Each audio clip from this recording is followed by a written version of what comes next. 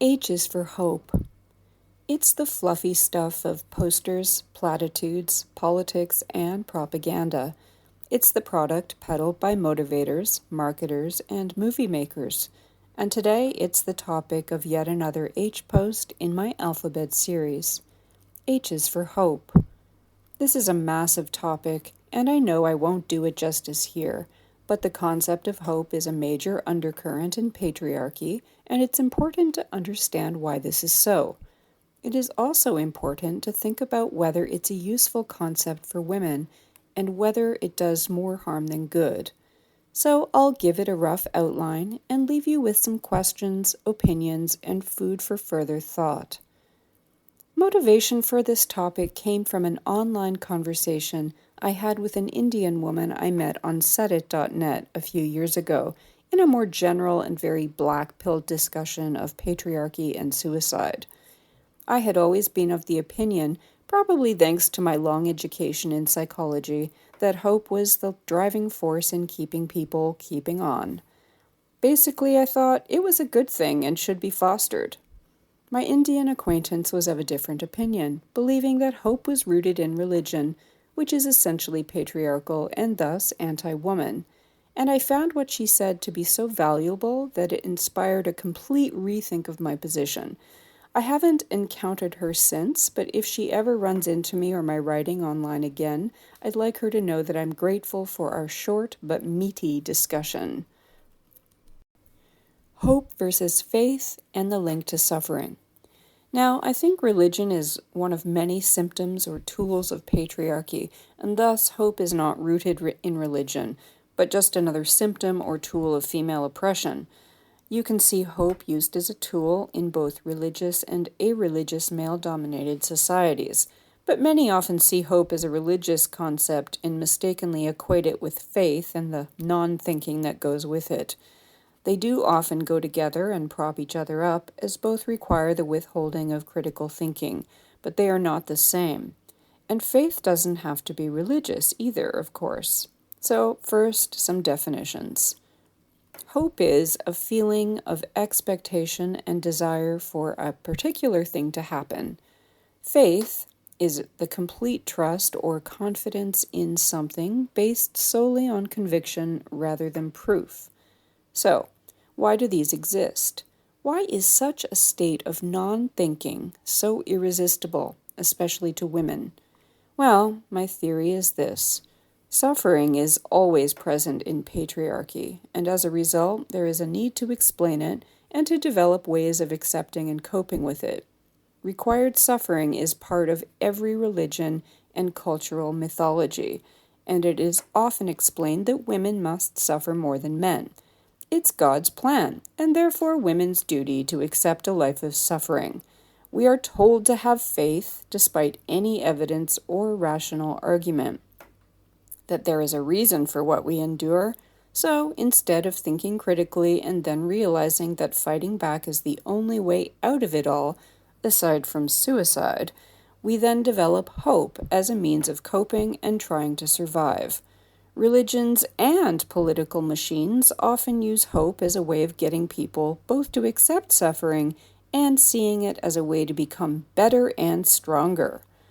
And there is a heap of guilting, shaming, and morality policing done to those who don't submit, accept, and hope.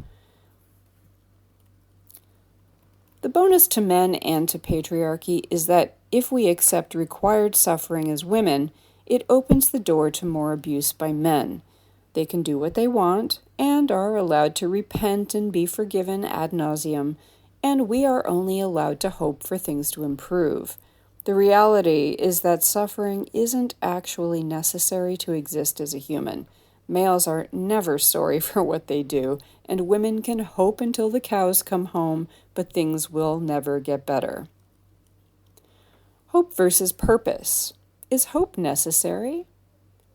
I've had the privilege of working with a lot of young people in different countries, and I think this world is filled with people who don't have anyone to talk to honestly or anyone to just listen to them. I've listened to a lot of youth, and if asked for advice, I try to give them the benefit of my experience without sounding like a finger wagging old person. They get enough of that from family and society. The young seem to be preoccupied with the elusive concepts of success and happiness, and everyone seems to tell them to be positive and hopeful and focused on the pursuit of money and love. What a recipe for mental health problems. I have found that those obsessed with hope and happiness tend to be extremely unhappy, very confused, and even quite depressed. Hope is about expectation, and the youth of today seem to have a lot of expectations. I think the internet has had a hand in this. They present lies as reality and telling young people that they can expect to have everything they see, even when what they are seeing isn't real. But it's complicated. Anyhow, in my experience, letting go of expectations, of hope, and of this silly notion of constant happiness are key to navigating a patriarchal world without entering a downward spiral and considering killing yourself. Is this ideal? Of course not. But as there is no solving the man problem, you need to find a way to deal. And I don't mean adopting an if you can't beat them, join them mentality. Sadly, that is what the majority of straight women do. Denial is a little more comfortable than living in reality, but you're still suffering even if you don't realize it for a long time, usually after it's too late.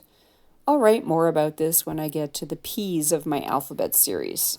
No, what I mean here is that you should conserve your gynergy and make your efforts mean something. Here are some examples. Pick your battles wisely. If you're going to fight for something, then make sure it's worth the consequences. There are always consequences when women go against men and their handmaidens.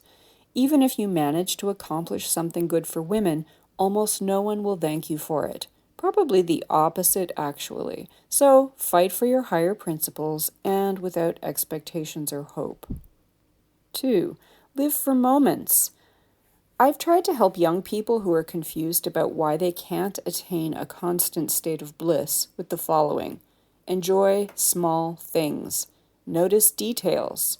Take pleasure in what is happening now without thinking past its ending. Myself, I'm actually one of those people who literally stops to smell flowers.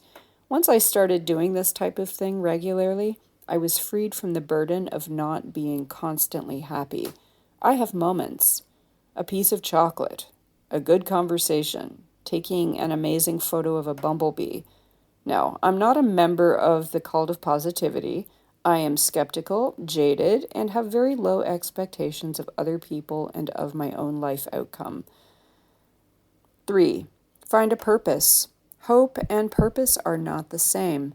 Purpose has nothing to do with expecting that things will get better. They can be linked, but they don't have to be. And I think that it's better if they're not. Having a purpose is about doing something that has meaning to you. It could be about morals or principles. It could be about achieving mastery in something. It could be anything. And while it would be great if your purpose contributed positively to the world, for example, it is a feminist purpose, you need to start with something that helps you sleep at night and helps you get up in the morning. I think most of the world is suffering from lack of meaningful purpose, and so many bad things result. In conclusion, I'll say this. For women, hope is a useless concept. I think it only exists because suffering exists, and suffering only exists because men exist. Forcing hope down women's throats serves men by keeping women compliant, accepting of forced suffering, and illogically believing that things will get better without questioning the status quo or fighting to change anything.